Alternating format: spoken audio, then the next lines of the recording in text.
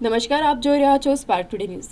Western railway employees union દ્વારા Pratapnagar DRM office ખાતે NPS go બેકના નારા સાથે ધરણા પ્રદર્શન કરવામાં આવ્યું। છેલ્લા કેટલાય સમયથી રેલવેના કર્મચારીઓ તેમજ તમામ મંડળોના કર્મચારીઓ જૂની પેન્શન યોજના લાગુ કરવા માટે અનેક આંદોલન કરવામાં આવ્યા। ત્યારે આજે વડોદરા રેલવે એમ્પ્લોઈઝ યુનિયન દ્વારા પ્રતાપનગર ડીઆરએમ ઓફિસ ખાતે ધરણા પ્રદર્શન કરવામાં આવ્યા। તેઓની માંગ હતી કે જૂની પેન્શન યોજના લાગુ કરવામાં આવે અને નવી પેન્શન યોજના દૂર કરવામાં આવે। तो वो वोट की चोट से पड़ता है। मैं आपको बताना चाहता हूं कि सरकार सिर्फ डरती है तो वो वोट की चोट से डरती है।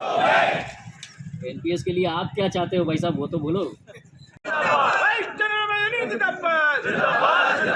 हमारे नेता जिंदाबाद, हमारे नेता जिंदाबाद। से साथियों के करारा जवाब मिलेगा उनको 2024 के इलेक्शन में। करारा जितने भी मजदूर थे उनको अपने घर पहुंचाने का हमने काम किया। प्राइवेट ट्रेनें कहाँ थी? प्राइवेट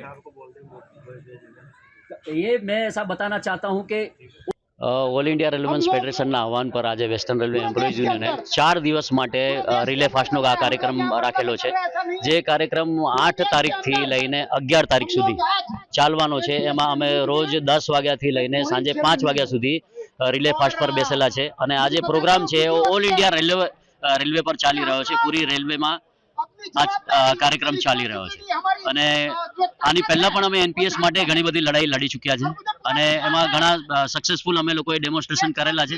એની કડીમાં આ અમારું રિલે ફાસ્ટનું એક આયોજન કરેલું છે। આ 4 દિવસ ચાલવાનું છે। તારીખ 8 થી અમે લોકોએ રિલે ફાસ્ટ ચાલુ કરેલો છે અને 11 તારીખ સુધી આ રોજ સવારે 10 વાગ્યાથી લઈને 5 વાગ્યા સુધી અમે રિલે ફાસ્ટ પર બેસેલા છે અને સાથે સાથે એક વાત પણ એ છે કે જેટલા પણ લોકો રિલે ફાસ્ટ પર બેઠા છે પોતાની રજા લઈને, પોતાની નાઇટ ડ્યુટી હોય તો રેસ્ટ એડજસ્ટ કરીને એવી રીતે આવેલા છે। અમને કોઈ પણ જાતની બીજી કોઈ રજાઓ આપવામાં આવેલી નથી। સરકાર જૂની પેન્શન યોજનામાં તો સરકાર હજુ એવું લાગી રહ્યું છે કે આ લડાઈ બહુ લાંબી ચાલશે, કેમ કે સરકાર હજુ કંઈ વિચારવાના મૂડમાં નથી। બટ અમારું એવું કહેવું છે કે જે પ્રમાણે સરકાર જ્યુડિશરી સિસ્ટમને ઓપીએસ આપી છે કે સરકાર પોતે ઓપીએસ લઈ રહી છે અને સાથે સાથે ડિફેન્સને બી ઓપીએસ એમણે આપી દીધું છે, તો અમારું એવું માનવું છે કે અમે આ લડાઈ ત્યાં સુધી ચાલુ રાખીશું જ્યાં સુધી સરકાર એવું ના વિચારે કે તમામ સેન્ટ્રલ ગવર્મેન્ટના એમ્પ્લોય છે એ પણ એસેન્શિયલ સ્ટાફ છે ને એમને પણ અમારે ઓપીએસ આપવું જોઈએ। ત્યાં સુધી અમે લડાઈને ચાલુ રાખીશું।